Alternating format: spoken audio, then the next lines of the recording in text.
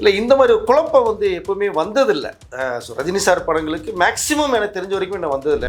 பல கோடிகள் முதலீடு பண்ணி எடுக்கும்போது திரும்பி அவங்க வந்து செக் வச்சான்னு வச்சுங்க, அங்கே ஒரு பெரிய கட்ட பஞ்சாயத்து போயிருக்கும். சிபி சக்கரவர்த்தியை வேறான்னு ரஜினி சார்னு சொல்ல, கமல் அவர்களும் சொல்ல கிடையாது.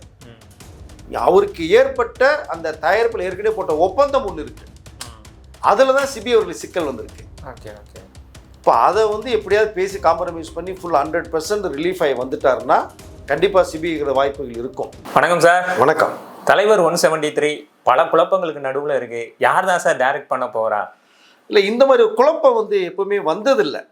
ரஜினி சார் படங்களுக்கு மேக்ஸிமம் எனக்கு தெரிஞ்ச வரைக்கும் என்ன வந்ததில்லை. ஏன்னா அவரோட 7-8 வருடம் 10 வருடங்கள் வேறு நான் பயணம் பண்ணியிருக்கேன். நிறைய இயக்குநர்கிட்ட நான் பழகிருக்கேன், படங்கள் ஒர்க் பண்ணியிருக்கோம். அவர் ஃபிக்ஸ் பண்ணானா அது மாற மாட்டார். பட் சின்ன சின்ன கரெக்ஷன்ஸை சொல்லுவாங்க. எப்பயுமே ஒரு ஹீரோ சொல்லி தான் நான் கதை சொல்லும் போது நமக்கேற்ற இந்த ஏன்னா கே பாலச்சந்தர் அவர்கள்ட்டே சொன்னவருங்க ரஜினி சார். சார் இன்னைக்கு நீங்கள் இந்த ஷார்ட் வர சொல்கிறீங்க சார், நான் வந்து இந்த ஸ்டைலில் பண்ணட்டுமான்னு கேட்பேன். கேபி அவர்களே பார்த்தீங்கன்னா ஒரு கட்டத்துக்கு பிறகு ரஜினி ஒன்றை வச்சு இனிமேல் நான் பண்ண முடியாது, கமர்ஷியல் லெட்டரை வச்சு பண்ணுறேன், நான் ஒன்று சொந்தமாக படம் பண்ணுறேன்னு தான் ஃபஸ்ட்டு கவிதாலய பண்ணேற ஆரம்பித்தேன். அது ஆரம்பித்து தான் நெட்ரிகன் பண்ணாங்க எஸ்பி முத்துராமன் சார் டைரக்ஷனில். ஸோ ஒவ்வொரு இயக்குநர்களில் சாய்ஸ் பண்ணுவோம். ரஜினி சார் பார்த்து பண்ணுவார். ஒரு தடவை ஃபிக்ஸ் பண்ணிட்டாருன்னா மாற மாட்டார். அப்படி தான் கிட்டத்தட்ட நிறைய இயக்குனர் பல இயக்குனர் சொல்லிட்டே போகலாம். நீங்கள் தான் கூப்பிட்டு வாய்ப்பு கொடுத்தவர் நிறைய பேருங்க. கிழக்கு வாசல் படம் பார்த்துட்டு பிரமாதமாக இருக்குது, சூப்பராக இருக்குது உதயகுமார்னு சொல்லி இயக்குனர் ஆரி உதயகுமார் அவர்களை கூப்பிட்டு அவ்வளோ பாராட்டினார். நம்ம ஒரு படம் பண்ணுவோம், அதாவது விரைவில் ஒரு படம் பண்ணுவோம்னு சொன்னாங்க. சின்ன கவுண்டர் படம் சூப்பர் டூப்பர் ஹிட் கொடுத்து விஜயகாந்த் அவர்களை மிகப்பெரிய ஸ்டாராக உருவாக்குறது ஆரி உதயகுமார் சார் தான். அது வரைக்குமே வந்து பார்த்தீங்கன்னா ஒரு கமர்ஷியல் ஹீரோவாக போயிட்டு இருந்த ஒரு விஜயகாந்த் அவர்களை கிராமத்தில் மக்கள்கிட்ட போய் ரீச் பண்ண படம் சின்ன கவுண்டர். அது ஆரி உதயகுமார் சார் மட்டும்தான் அதை பண்ணார். விஜயகாந்தோட ரேஞ்சே வேறு, சம்பளமும் மிகப்பெரிய சில லட்சங்கள் வாங்கிட்டு இருந்த விஜயகாந்துக்கு பல லட்சங்களாக உயர்ந்தது சின்ன கவுண்டர் படம். அந்த படத்தையும் ரஜினி சார் பார்த்துட்டு உதயகுமார் சார் அவ்வளோ பாராட்டினாங்க. பிரமாதமாக இருக்குது உதய், எனக்கு ஒரு ஸ்கிரிப்டை நீங்கள் உருவாக்குங்க, நம்ம 2 பேரும் சேர்ந்து படம் பண்ணுவோம் அப்படின்னாரு. அப்படி உருவானதான் எஜமான் படம் உதயகுமார் சார் பண்ணாங்க. அது மாதிரி தான் நிறைய இயக்குனர்கள். கேஎஸ் ரவிக்குமார் நாட்டாமை படத்தை பார்த்துட்டு அவ்வளோ பாராட்டினாங்க. நம்ம 2 பேரும் படம் பண்ணுவோம் அப்படின்னாங்க. அப்புறம் உருவான படம் தான் ஒரு முத்து படம்லாம் நீங்கள் தெரியும் உங்களுக்கு. அப்புறம் நிறையா படங்கள் பண்ணாங்க. ஸோ படையப்பாலாம் பெரிய பிரேக் கொடுத்தாங்க இல்லையா. இப்போ அந்த மாதிரி இயக்குனர் லிஸ்ட்டில் நிறையா வரும்போது தான் ஏற்கனவே ஒரு தடவை சொல்லியிருக்கேன், அருணாச்சல படம் பி வாசர் பண்ண வேண்டிய ஒரு மேட்ரு தான். சில சூழ்நிலைகள் பண்ண முடியாமல் போச்சு. அப்போ சுந்தர்சி உள்ளே வந்தார். ஓகே, எனக்கு தெரிந்த அந்த படம் தான் இயக்குனர் கொஞ்சம் மாறினா. அதுக்கு முன்னாடி பார்த்தீங்கன்னா அண்ணாமலை படம்னு ஒரு படம் இருக்கு. அது வந்து வசந்த் அவர்கள், கேபி உடைய அசிஸ்டன்ட் வசந்த் அவர்கள் தான் அண்ணாமலை படத்துடைய இயக்குனர். Rajini sir hero, Kavithalaya banner. Shooting ஆரம்பிச்சாச்சு. ஒரு வாரம் ஷூட்டிங்கும் போகுது. இது கிட்டத்தட்ட அதாவது ரஜினி ரசிகர்களுக்கும் மக்களும் இது வந்து தெரிந்த விஷயம் தான். ஆனால் இந்த நேரத்தில் சொல்கிறது வந்து சிறப்பாக இருக்குன்னு நினைக்கிறாங்க. அப்போது அந்த படம் பார்த்ததுக்கு, அதை ரஷ் பார்த்ததுக்கு பிறகு பார்த்தீங்கன்னா அப்போல்லாம் சிலதெல்லாம் பார்த்தீங்கன்னா டக்குன்னு ரஷ் பார்ப்பாங்க. சிலது நல்லா வருமா வராதா, எப்படி எடுக்கலாம் அப்படின்ட்டு. வசந்த் அவர்கள் வந்து கேபிட்ட சொல்கிறது, சார் ரஜினி சாருடைய அந்த மாஸ் இதை வச்சுட்டு என்னால் ஹேண்டில் பண்ணி கொண்டு போக முடியல, ஒன்று தப்பாகிடுச்சு அப்படின்னோம்னா அது எனக்கு பெரிய கெட்ட பேர் ஆகிடும், ரஜினி சார் வச்சு என்னால் பண்ண முடியல, இந்த மாதிரி ஆகிடும் சார் அப்படிங்கிற மாதிரி கேபி அவர்கள்ட்ட யோசிக்கும் போது தான் ஓகே இப்போ என்ன பண்ணலாங்கும் போது தான் டக்குன்னு சுரேஷ் சார் உள்ளே என்ட்ரி ஆனார். சுரேஷ் ஏன்னா அவரு கேபி அசிஸ்டன்ட். இப்போ நீ பண்ணு சுரேஷுங்கும் போது தான் சுரேந்திர சார் பண்ணாங்க, ரஜினி சார் பண்ணாங்க. ஸோ எந்த அளவுக்கு ஒரு சூப்பர் டூப்பர் ஹிட்டுங்கிறது தெரியும் அண்ணாமலை. ஸோ அதில் வசந்து மாறினாங்க, பண்ண முடியாமல் போய். அருணாச்சலத்தில் வந்து பண்ணுறதுக்கு முன்னாடி பிவா சார் வந்து நம்ம அடுத்த படம் பண்ணுவோம்னு சொல்லும் போது தான் சுந்தர்சி உள்ளே வந்தார். இது தெரிஞ்சு நிறைய இந்த மாதிரி சந்தர்ப்பங்கள் அமையவே கிடையாது. ஸோ 1-2 தான் சொல்ல முடியும். அதற்கு பிறகு தான் எனக்கு தெரிந்து பார்த்தோம்னா இப்போது சுந்தர்சி தான் இந்த படத்தை பண்ண வேண்டியது, 173 படம். ஆமாம். பட் அவரே விலகி போனார். இதற்கு முன்பாக பார்த்தீங்கன்னா நெல்சன் நான் இந்த இடத்துல திரும்பி வந்து எடுக்கிறேன். அதுவும் நான் பேசுகிறதா மக்களுக்கு தெரிஞ்ச ரசிகர்கள் தெரிஞ்ச விஷயம்தான். நெல்சன் பீஸ்ட்டுங்கிற ஒரு படம் கொடுத்துட்டு படம் பெரிய அளவில் போகலை, எதிர்பார்த்த அளவு போகலை. விஜய் அவர்களுக்கு ஒரு சர்க்கிள் சந்தித்த படம் அது. ஆனால் வசூல் ரீதியாக பெருசாக வந்தது அப்படிங்கிறத ரஜினி சாரே வந்து டிஸ்ட்ரிபியூட்டர் தியேட்டர் வந்துட்டு கேட்டு வந்து விசாரித்த படம் அது. அப்போது நெல்சனை வேணான்னு சொல்கிறாங்க எல்லா பேருமே. தயாரிப்பு நூறு வேணாங்கிறாங்க, ரஜினி ஃப்ரெண்ட்ஸும் வேணான்றாங்க, எல்லாருமே நெல்சன் வேணான்றாங்க. ஆனால் உங்களுக்கு மிகப்பெரிய ஹிட் வேணும் சார் இப்போது அப்படிங்கும் போது தான் ஒரே வார்த்தை சொன்னார், நெல்சன் மேலே எனக்கு நம்பிக்கை இருக்குது. அவர் சொன்ன லைன் பிரமாதம் லைன், அந்த படம் சுமாராக போவதை தவிர வசூலில் கலக்கின படம் அது. ரஜினி சார் சொன்ன விஷயமும் இருக்குது, நீ வீடியோ எடுத்து பார்த்தீங்கன்னா. அப்போ நெல்சனை தவிர்க்கல அவர். நான் சொல்லிட்டே நெல்சன் உள்ள வரணும்னு பண்ணவன் தான் Jailer 1 super duper box office hit. அப்போது இது மட்டும் ஒரு சின்ன குழப்பத்திலேயே போகுது தலைவர் 173 படம் மட்டுமே. அது காரணம் வந்து அவர் கொஞ்சம் சப்ஜெக்டில் கமர்ஷியல் இல்லாமல் எல்லாம் மிக்சடாக வந்து எதிர்பார்க்குறாங்க. ஒரு ஃபேமிலி என்டர்டெயின்மெண்ட், ரொம்ப ஹியூமர்ஸ். காமெடியில் ரஜினி சார் மாதிரி பண்ண முடியாது உங்களுக்கு. பழைய பட்டங்கள்லாம் பார்த்தீங்கன்னா கலக்கிருப்பார் காமெடியில். ஸோ அப்போ காமெடியோட ஒரு ஃபேமிலி சென்டிமெண்ட்டோட நமக்கு ஏஜ் ஏற்ற ஒரு கேரக்டரோட ஒரு மாஸ் கமர்ஷியலாக ஒன்று பண்ணணும்னு விரும்புகிறாரு. அந்த கதை சரியாக நிறைய பேர் கதைகள் சொல்கிறாங்க, எல்லாருமே ரஜினி சார் பிடிக்கிறது மாதிரி இருக்கு. ஆனால் அவர் எதிர்பார்த்த ஒரு கதை ஒன்று இருக்குல்ல உள்ளுக்குள்ள, கண்டிப்பாக அது யார்கிட்டையும் வந்து வரலை. அப்போ தான் சுந்தரிசி அவர்களாலேயும் பண்ண முடியாதனால தான் அவர் கொஞ்சம் விலகி போனது. நிறைய ஏக்கர்கிட்ட பேசுனாங்க, ஓகேன்னு வருது. இதில் அஸ்வத் மர்பின்னு ஒரு கதை கேட்கப்பட்ட ஒரு விஷயம் இருக்குது, பிடிச்சிருக்கு. அப்போ தான் சிபி ஒரு கதையோட வர்றாரு. அவர் என்ன எதிர்பார்த்தாரோ அதில் இருக்குது. இப்போ மேற்கொண்டு சில விஷயங்கள் சொல்கிறார். அப்போ ஓகே சார் அப்படின்னு சொல்லி சிபி மேற்கொண்டும் கதையில் 2 மாதம் உட்காந்து கதையை ரெடி பண்ணி தான் பவுண்டோட வந்து ஸ்கிரிப்டை சப்மிட் பண்ணார். எல்லாமே ஓகே. ஸோ ஏப்ரல் 20 இல்லை 27 ஆரம்பிக்கலாம் அப்படிங்கிற ஒரு மூட்டில் தான் போய்கிட்டே இருக்குது சூழ்நிலைகள். இப்போ இங்கே சிபிக்கு ஒரு ப்ராப்ளம் வருது, ஏற்கனவே நான் சொல்லியிருக்கேன். ஆமாம், இந்த என்ஓசி ப்ராப்ளம் வந்து மாட்டுச்சு.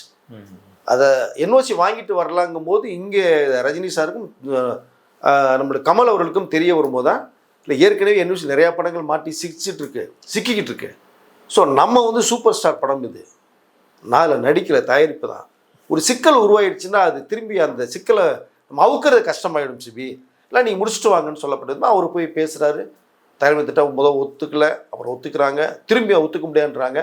ஒரு சிக்கலில் ஒன்று இருக்குது. இப்போ என்னன்னா சார், நம்மளே பேசியிருக்கோம் தலைவர் 173ல் யார் யாரெல்லாம் நடிக்க போகிறாங்க, ஆர்டிஸ்ட் செலெக்ஷன் முடிச்சு ஃபைனல் பவுண்டு முடிச்சுட்டு வரும்பொழுது இந்த ஒரு சிக்கல் வந்திருக்குங்கிற போது அது ஒரு இயக்குனருக்கும் பாதிப்பு, சூப்பர் ஸ்டாருங்கிற மாதிரியான ஒரு ரஜினிகாந்த் அவர்களுக்கு என்னடா சூப்பர் ஸ்டார் படமே இப்படி சிக்கலில் மாட்டிக்குதுங்கிற மாதிரியான கேள்விகள்லாம் வரும். இல்லை ரஜினி சார்னால சிக்கல் ஒன்று கிடையாது, அவருக்கு ஏற்பட்ட சிக்கல் வந்து இதனாலையும் கிடையாது உங்களுக்கு. பட் ஒரு இயக்குனருக்கு சிபி அவர்களுக்கு தான் மிகப்பெரிய ஒரு வாய்ப்பு கையில் கிடைச்சி மிஸ் ஆச்சுன்னா கஷ்டம். இப்போ அவருக்கு ஒரு சிக்கல் உருவாயிருக்கு, சிபிக்கு தான். ஓகே, இப்போ அந்த சிக்கலில் வந்து அதை ரிலீஸ் பண்ணிட்டு வரலான்னு தான் அவர் முயற்சி பண்ணிட்டு இருக்காரு. இப்போ வரைக்குமே அந்த தயாரிப்பு பேசியிருக்காரு, சார் எனக்கு மிகப்பெரிய ஒரு லைஃப் நான் முடிச்சுட்டு வரேன் உங்களுக்கு பண்ணுறேங்கிறதும் சொல்லப்பட்ட விஷயத்தில் இப்போ இழுத்துக்கிட்டு இருக்கு. பட் இது ஒரு ஃபைனல் அவுட்புட் கிடைச்சாதான் கமல் ஃப்ரீ ஆவார். ஓகே, ரஜினி சார் ஓகே நீ எந்த பிரச்சனை இல்லை, ஏன்னா பல கோடிகளை முதலீடு பண்ணி எடுக்கும்போது திரும்பி அவங்க வந்து செக் வச்சான்னு வச்சுங்க, அங்கே ஒரு பெரிய கட்ட பஞ்சாயத்து போயிட்டுருக்கோம். அதுக்குள்ளே போக விரும்பலை. எனக்கு இவ்வளோ பணம் கொடுங்க அவ்வளோ பணம் கொடுங்கன்னு கேட்டால் என்ன பண்ணுவீங்க நீங்கள்? இப்போ அதனால வந்து இதை டோட்டலாக தீர்த்துட்டு வந்தால் நம்ம உடனே ஸ்டார்ட் பண்ணுவோங்கிற மேட்டரில் தான் இருக்காங்க. சிபி சக்கரவர்த்தியை வேணான்னு ரஜினி சாரும் சொல்ல, கமல் அவர்களும் சொல்ல கிடையாது. அவருக்கு ஏற்பட்ட அந்த தயாரிப்பில் ஏற்கனவே போட்ட ஒப்பந்தம் ஒன்று இருக்கு, அதில் தான் சிபி அவர்களுக்கு சிக்கல் வந்திருக்கு. ஓகே ஓகே, இப்போ அதை வந்து எப்படியாவது பேசி காம்ப்ரமைஸ் பண்ணி ஃபுல் 100% ரிலீஃப் ஆகி வந்துட்டாருன்னா கண்டிப்பாக சிபிங்கிற வாய்ப்புகள் இருக்கும். பட் இங்கே அந்த சூழ்நிலை தான் அஸ்வத் மாரிமுத்து ஒரு வெயிட்டிங் லிஸ்ட்டில் இருக்காரு.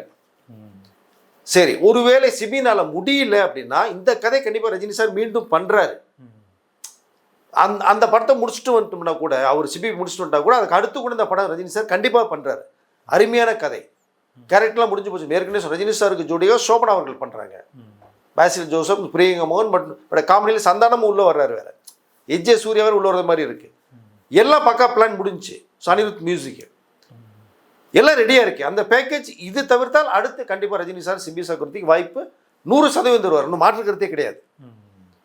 பட் இந்த கேப்பில் இவங்க போட்ட ஒரு பிளான் இருக்கு இல்லையா, 173 ஸ்டார்ட் பண்ணால் 174 விரைவில் ஸ்டார்ட்டாக வேற போகுது. ஆமாம் ஆமாம், அதுக்கு வேண்டிய பிளான். இப்போ ஜெயிலர் 2 முடிச்ச உடனே நெல்சன் அதில் உட்கார போகிறார். இப்போ பரவாயில்ல, இந்த டைம் வேஸ்ட் பண்ண முடியாது. ஜெயிலர் 2 முடிச்சிட்டாங்க, பட்டா பக்கா மாதம் ஆகுது ஜெயிலர் 2. அடுத்த ஒரு டீட்டெயிலாக வீடியோ பேசுகிறேன், ஜெயிலர் 2 பற்றி நான் பேசுகிறேன். இப்போ இவ்வளோ இருக்கிறதுனால தான் சிபிக்கு இப்போ ஜஸ்ட் நெருக்கடி. அவர்கள் ஏற்கனவே போட்ட ஒரு பேனரில் போட்ட அக்ரிமெண்ட் தான் இப்போ இந்த அளவுக்கு அவருக்கு வந்து பெரிய ஒரு கேள்விக்குறியாக சிபிக்கு மட்டும் உருவாகிருக்கு. பட் இங்கே அதை தீர்த்துட்டு வந்துட்டாருன்னா, ஸோ என்ஓசி கொடுக்கப்பட்டதெல்லாம் தயார் பண்ணுறாங்க, வேறு 100% கிளியரன்ஸ் வாங்கிட்டு தெளிவான ஒரு முடிவோட வந்து பண்ணிட்டாங்கன்னா சிபி பண்ணுறதுக்கான வாய்ப்புகள் நிறையா இருக்குது. ஓகே. இங்கே அஸ்வத் மரிமுத்துக்கு போனதுனால இப்போ அவரும் சிம்பு படத்தை தள்ளுறாரு. ஏஜிஎஸ் நிறுவனத்தையும் சொல்லியாச்சு, ஸோ ரஜினி சார் படம் எனக்கு வாய்ப்பு வந்துருச்சு, இப்போ நான் பண்ணிட்டு வரும்போது அவர்களும் ஓகேட்டாங்க, சிம்பு ஓகேட்டார். எனக்கு மிகப்பெரிய கிரெடிட்டாக இருக்கும். சூப்பர் ஸ்டார் படத்தை நீங்கள் பண்ணிட்டு வந்தீங்கன்னா பிஸ்னஸ் பெரிய லெவலில் இருக்கும், எதிர்பார்ப்பு அதிகமாக இருக்கும், நம்ம பண்ணுவோம் அஸ்வத். ஏன்னா அந்த கதை பிரமாதம் கதை வேறு அப்படின்னால அந்த பக்கம் ஒரு ட்ராக் வேறு போயிடுச்சுப்பா. இப்போது இந்த ஒரு குழப்பத்தினால தான் இப்போ சிபி பண்ணுவாரா பண்ண மாட்டாரா. ஓகே. முடிச்சுட்டு வந்துட்டாரா அவர் பண்ணுவாருங்க, முடிக்கலைன்னா அஸ்வத் மரிமுத்து பண்ணுவார்.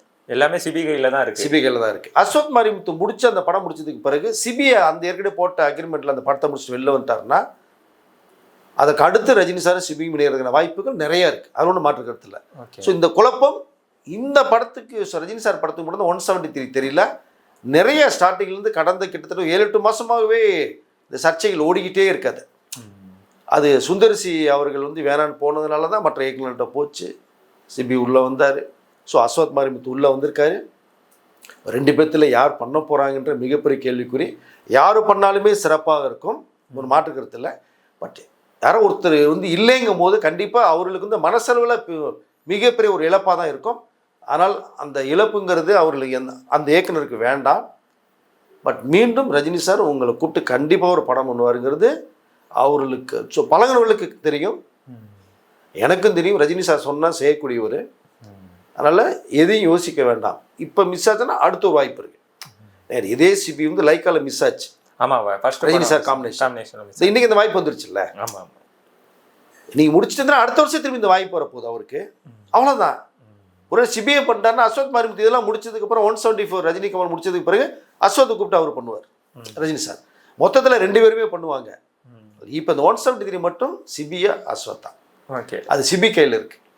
ஓகே, அஸ்வத்தும் எல்லாம் சொல்லி முடிச்சு ரெடியாக உட்காந்துருக்காரு இப்போ.